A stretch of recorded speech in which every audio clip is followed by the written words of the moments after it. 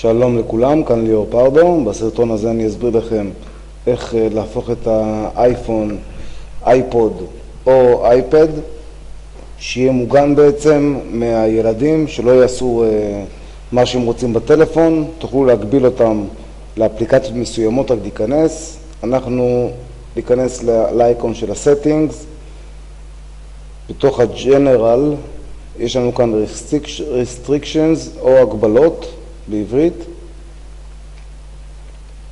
אחרי שאנחנו ניכנס, אנחנו נלחץ על enable או אפשר, ואז נוכל בעצם להגיד למכשיר, ברגע שאנחנו הפעלנו את הקוד, אנחנו רוצים שלדוגמה אך ורק יוטיוב יופעל, או כל אפליקציה אחרת. ברגע שיהיו לכם יותר אפליקציות, יהיה לכם פה במסך יותר אופציות.